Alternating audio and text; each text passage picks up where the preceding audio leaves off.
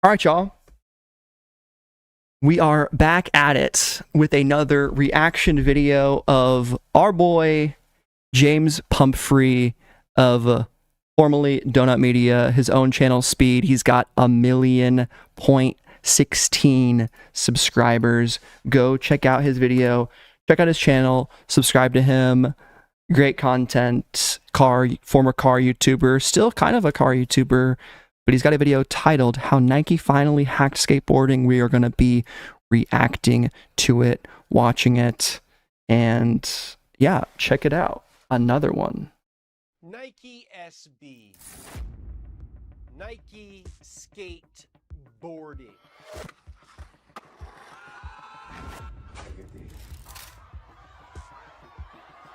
You might own a pair. You might. Anyone else owned a pair of Nike SBs before? Ever heard of them? You might own 5. You might own 25.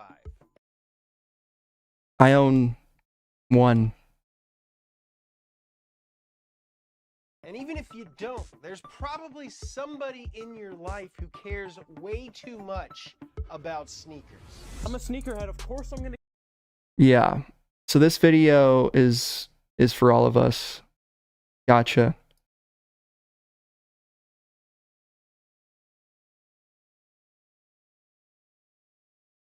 Hold up a second. Let me cook for a second. Keep all the original boxes that the sneakers came in. And even if most people who obsess over these shoes can't tell the difference between a kick flip and a no-comply 360 flip nose manual out, this shoe-obsessed population of men is a direct result of the skateboarding division of Nike. Nike SB. It's one of the A nice little history video of Nike SB. I believe the volume should be a bit louder. Let me know. But yeah, let's see what all he gets into with this video. I'm super excited for this. most ubiquitous lineups of shoes the world has ever. Can we get a rewind on the Paris Dunks? Lineups of Ooh. What a shoe. What a shoe. Oh. shoes the world has ever seen, and at the heart of it all, the SB Dunk, a shoe that pushed the boundaries of sneaker design, brought out wild collaborations, and helped sneakers become. What up, Ernest? We're reacting to a video by James Pumphrey of his new channel Speed, formerly Donut Media, and he's talking about Nike SB. So we're learning about the history of it. More than just footwear, they turned them into a What the dunk? canvas for Are these Stussy? Are these the Cactus Jacks? Yeah, these are the Travises. creativity The eBays. and culture. But how The Denims? I don't know what these ones are. Nike, a brand that failed at first to even get skaters on board, end up redefining not only skate culture, but pop culture as a whole. Welcome to Speed. This is everything you need to know about Nike. Everything we need to know, guys. Everything we need Nike to know. was already a giant by the Everything we need to know. They had just about every major sport under their belt. Basketball, baseball, football, running, football, you name Football. it. They had tennis, lacrosse, bowling, darts. Nike was sponsoring everybody. It had a ball, Nike was into it. By 1997, half of the athletic shoes. Look at that. So Reebok used to be a lot bigger. I think a lot of people forget this and just assume that Adidas was naturally the number 2. I love also how much Fila was still in the mix. I'm a big Fila fan, and I'm predicting a large Fila comeback next spring, summer. I'm getting heavy tennis vibes for 2025. And then New Balance, so small. They got to be bigger now. Asics, bigger now. This is where it was in the 80s. Sold in the US were from Nike. The swoosh was error. But in the world of skateboarding, Nike had about as much cred as Ralph Lauren does amongst goths. Actually, have you ever heard of a double RL goth? Very common. It's true. Yeah, I mean, back in the day when we were into skateboarding, and I say that like in 6th grade, 5th grade, elementary school, it was like Etnies, Audios, Airwalks. Was that a different brand of shoes? It's mostly Etnies, Audios, Americas, a couple other brands. I'm sure you guys know about them. Osiris's. Those weren't really. Those are kind of like skate adjacent. I don't know. Skating was all about anti-establishment vibes, rebelling against Supreme the vibes. mainstream, and doing your own thing. I mean, it's a bunch of boys and girls rolling around, Falling, dude. outdoors with wheels on them. It's a wild concept. You ever look at skateboarding and just think, like, what is that? It's gymnastics on a board with wheels on it. It's very impressive. Hard and so dangerous. I was scared. It's like playing guitar that you have to be like athletic to do.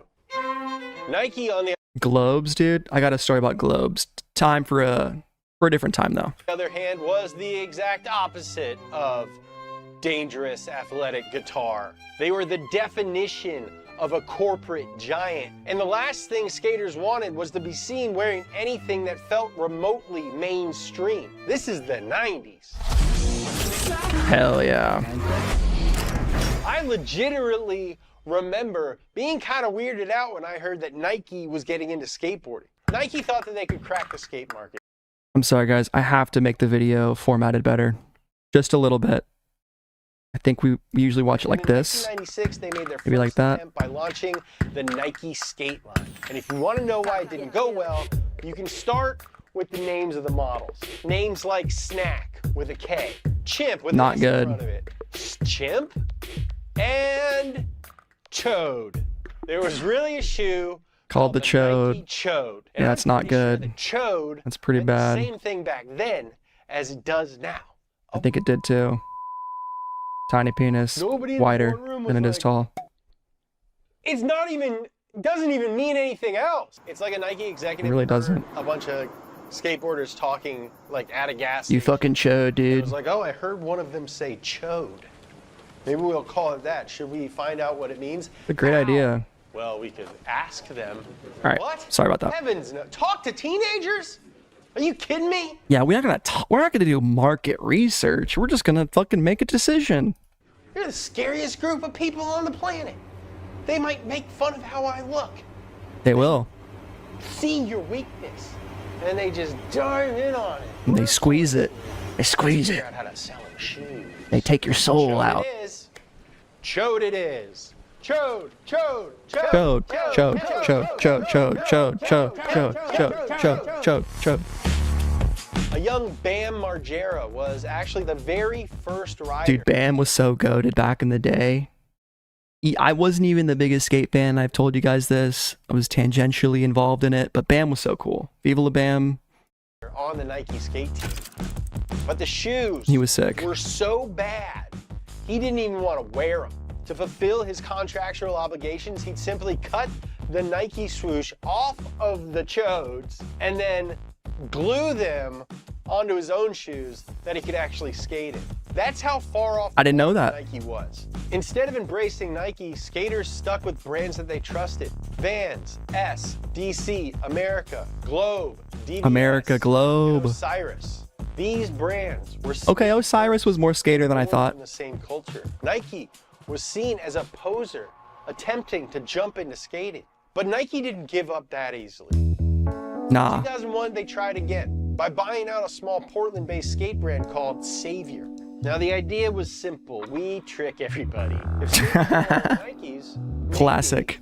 they'd wear something from a smaller, less... Yeah, maybe they would not that notice. just so happened to be owned by... Yeah, maybe we just get in on the Much like action without the logo. Anheuser-Busch owns all of these small craft beer companies. Now, Savior would have access to Nike's cutting-edge technology, giving them a leg up Interesting. in terms of performance. And they brought in a solid roster of skaters, including Stefan Janoski, Brian Anderson, Brad Staba, John Rattray, and Tim O'Connor. That's actually really cool that they did that. And it makes sense. They didn't find the traction with their own brand. Let's buy a second brand and just use our technology. Because I think Nike, besides the fact that they're cool, like they really did have the most innovation back in the day. They really were the leaders of Nike Air technology and really creating performance shoes when people were making basically crap. Like if you look at the Converses from the 70s, those things had no support. Xavier had a laid-back, irreverent attitude that theoretically resonated with skaters. They put out shoes with features like bottle openers built There it into is. faces, and ran marketing campaigns that leaned into the athletes' personalities. But despite doing a lot of things right, Xavier never really caught on.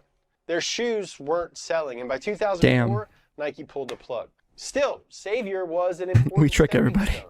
Nike learned from the experiment about branding, about respecting the culture, and about the importance of building real credibility. Gotta respect And the culture. That brings us to the moment when everything changed.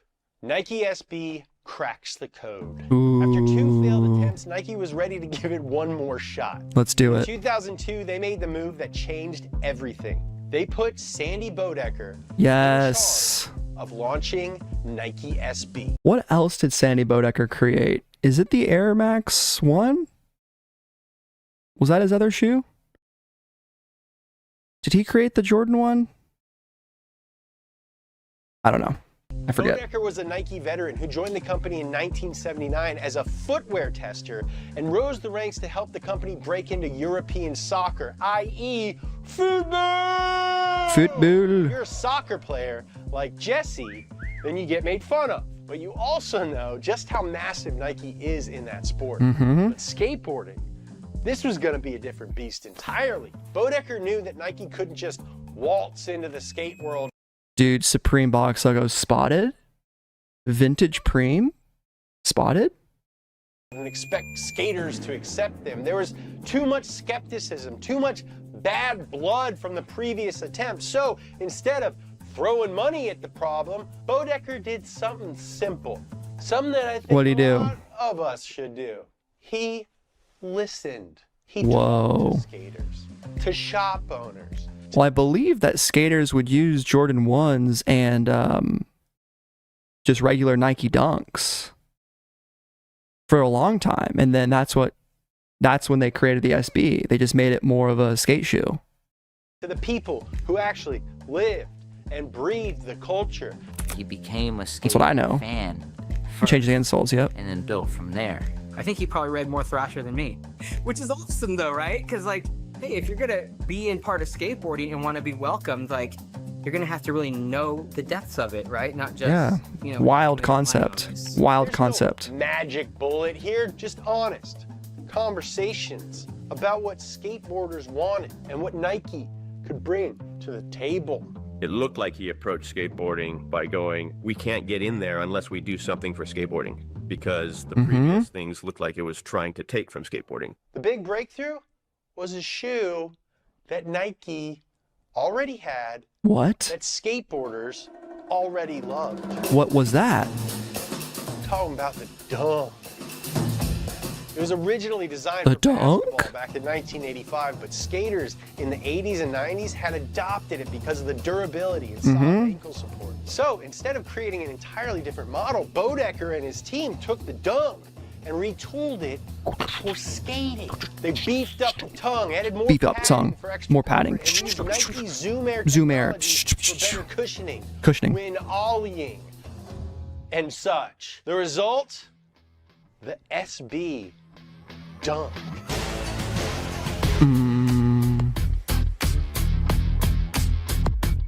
Nike wasn't just Hell yeah. out there. They were bringing a beloved shoe into the skate world with real updates that made it better for Ouch. actual skating. And Nike didn't stop at just making the dunk skate friendly. They built a team of skaters that gave the brand credibility right out of the gate. First 4 riders, Danny Supa, Gino Iannucci, Richard Mulder, and Reese Forbes, each got their own dunk colorway. That's sick. All these shoes weren't just performance focused. Any of you guys ever cop those back in the day? Who was around back then? I was way too young to be copping Nike Dunks in 2002. This But that's super cool. They were personal. They were Ooh. expressions of the skaters' personalities and the culture that they represented. By tying the product directly to the skaters, Nike gave SB authenticity. Gave it some credibility. Previous attempts had seriously lacked. I mean, being connected to a guy is much more meaningful than having a bottle opener on your shoe. I mean, yeah. Let's be real here. Chris Troutman was there. He remembers this. It's a cool idea. The Saviors, skaters like drinking. Let's give them a bottle opener, I guess. But I think a lot of people recognize that having a team, having an athlete at the forefront of your brand, of your model, is going to make it more appealing, right? Like Jordan 1. Come on. Like that should be a no-brainer. I don't even get that. And tighten your nuts, right? What? Thank God for Sandy Bodecker. Dude, he's like walks in, he's just like, wait, what? I don't know, man. We've tried everything. We named it after a wine. We tried everything. And then we tried to give him a bottle opener on the shoe. And I don't know what they want. Well, what if we use this shoe that we already have, okay? Yep. And just like let like 4 guys choose the colors. Yeah, I guess that would be a good idea. Put a lighter in one of them? No, I don't think we need to. No. I got an idea. What if we made all the laces out of gummy worms? I don't know what these guys want.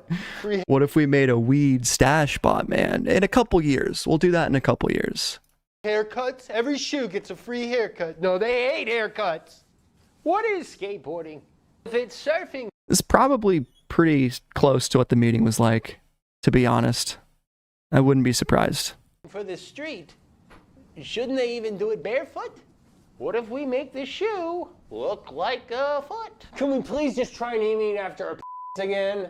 This video is sponsored by Factor. Hell A lot yeah. of you guys out there are in the comments wondering why I'm looking so good and How you looking so good, skinny, bro? fit and handsome. Damn. Thank Is you. it Factor? Thank you.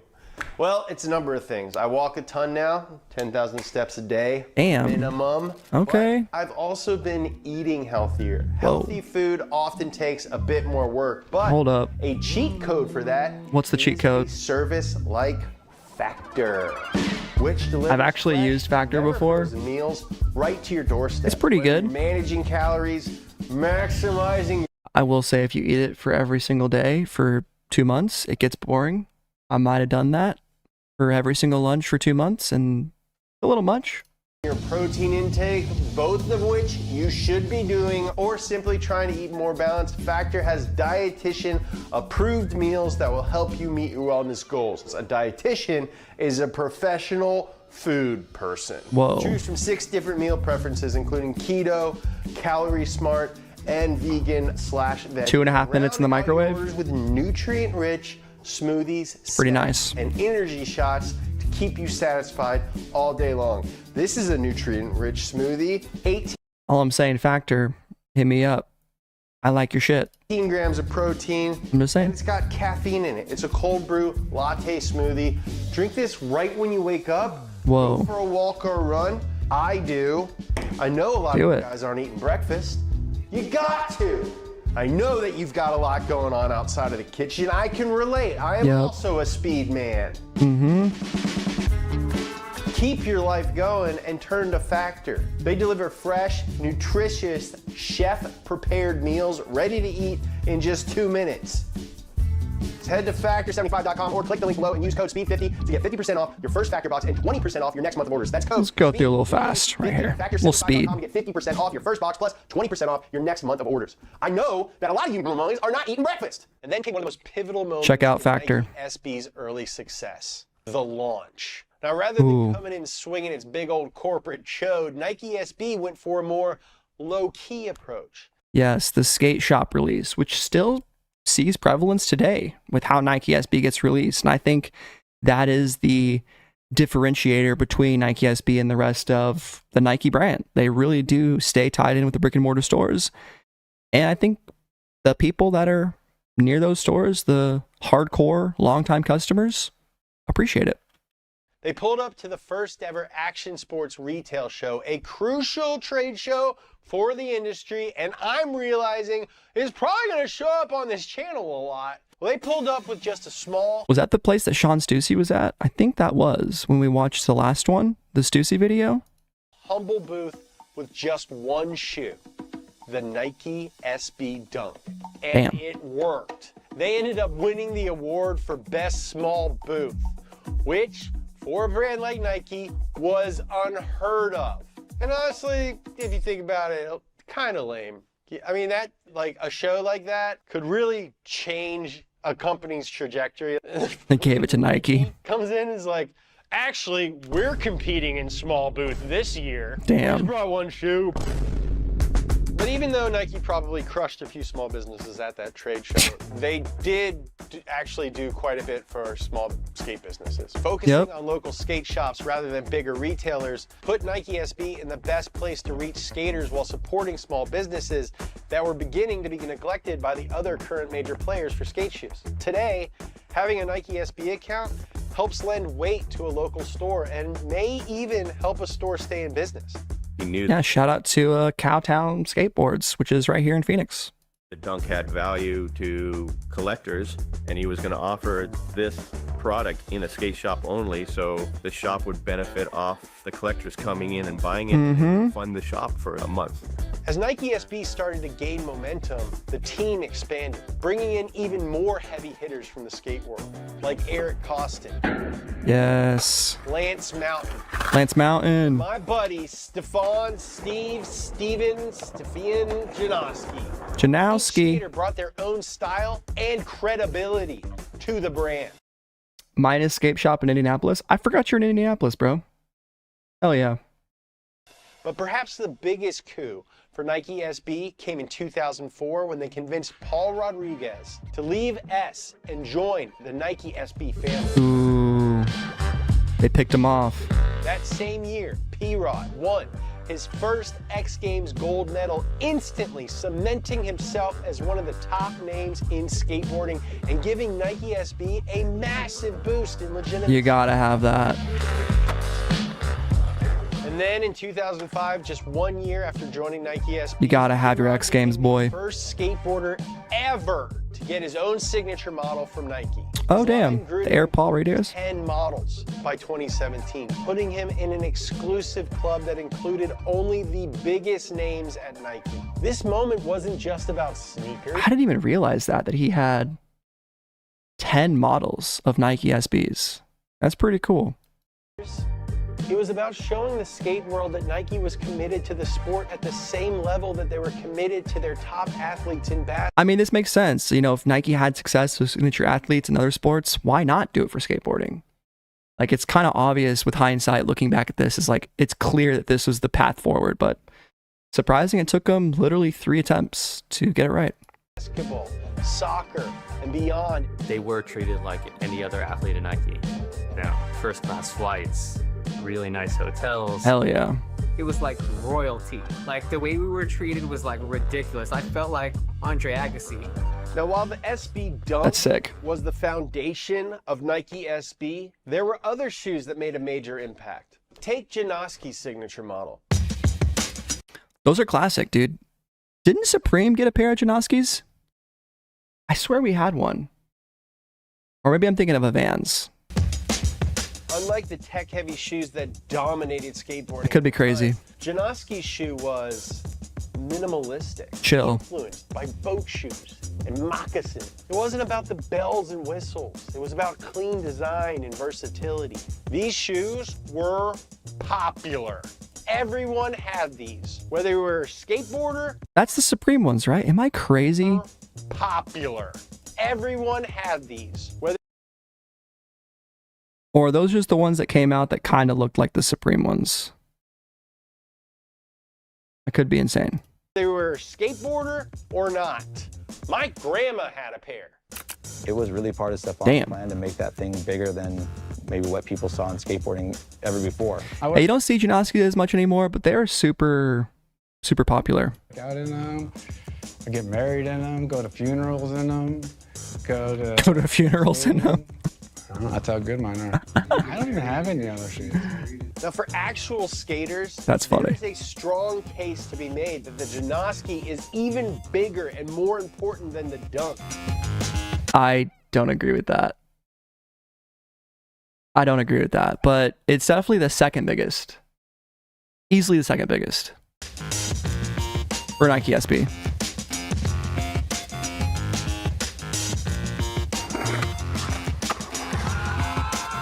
Go to any local skate spot and you're all but guaranteed to see at least one pair. Because skaters That's probably true. can be, let's say, reluctant to embrace new technology. Just talking about Nike SB, Ernest. Not all skate shoes. And the Janoski has been the go-to now for 15 years. Outside of skateboarding, there's something I cannot emphasize enough.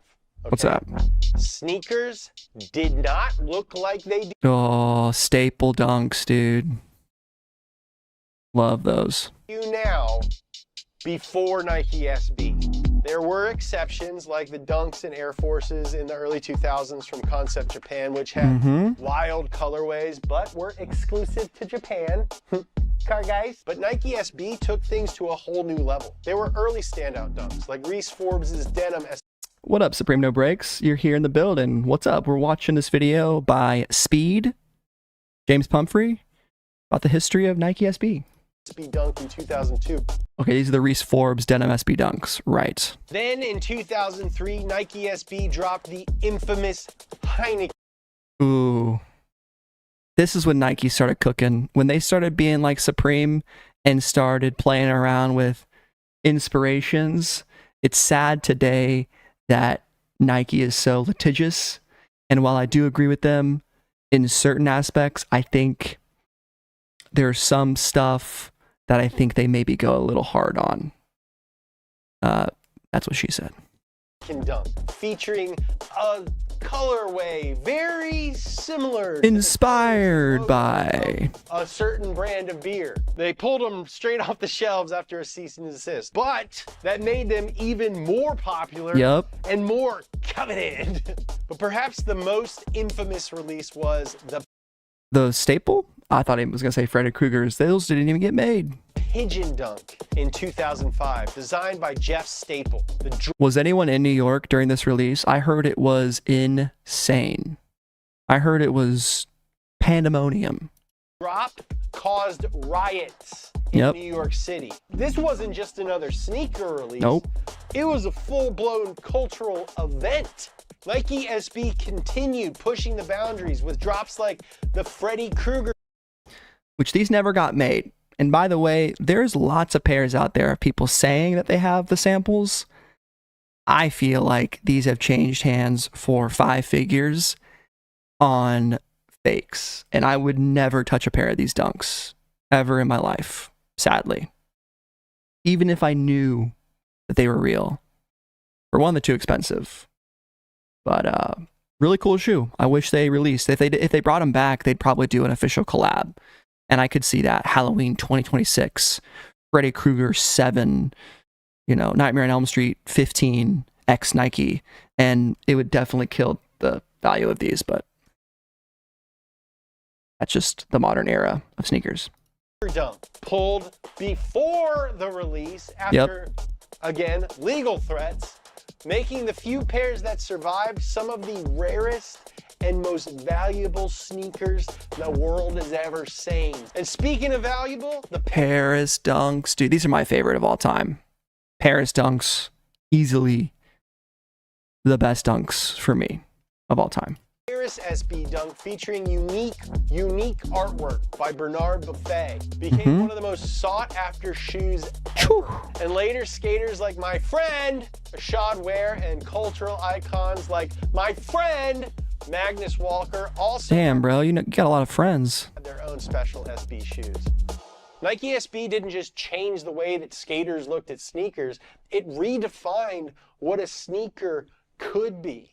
Each limited drop felt like a new chapter in the SB story, and the scarcity of these releases only added to the hype, and hype there was. Lots of hype. These were one of the biggest contributors to the fact that the word hype is used so much. Nike SB was no longer just for skaters. It was for anyone who appreciated design, anyone who appreciated culture, anyone who appreciated storytelling, all wrapped up into a pair of sneakers.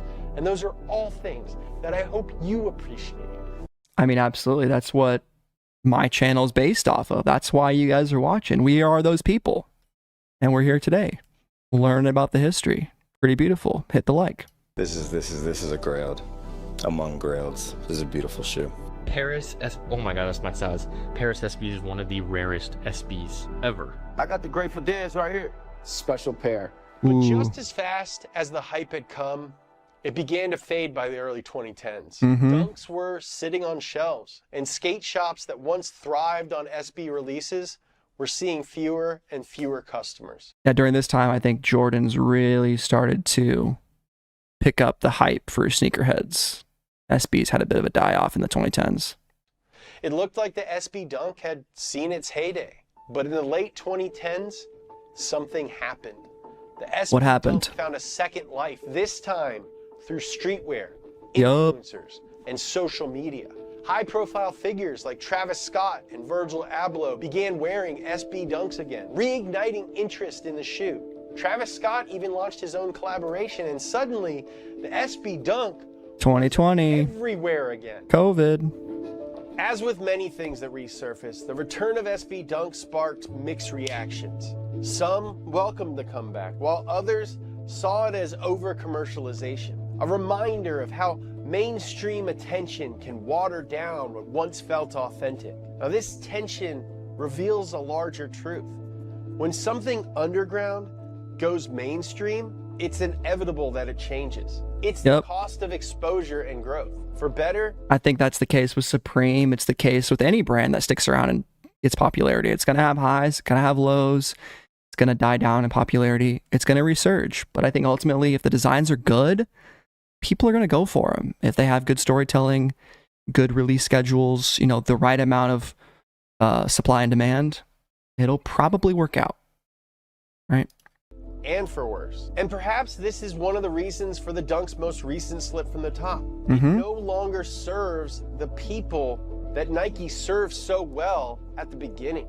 I think also Nike just overproduces nowadays, and that's just the nature of it. We've seen it happen across all kinds of different subcultures. Think of like punk rock, which began as an anti-establishment movement only to become a fashion trend sold in malls. Or graffiti, once literally illegal street art, now a fixture on the walls of every tech startup's open concept offices. What starts as niche and sometimes even rebellious Battle rap often gets co-opted by the mainstream, influencing broader culture while losing some of its original edge. And that's the paradox of influence. For a subculture to change the world, it has to evolve. And in that process, it risks losing a part of itself. The question is, how much can be given to the masses without compromising the core identity? That is a very difficult question to answer. What do you guys think? I don't know, to be honest.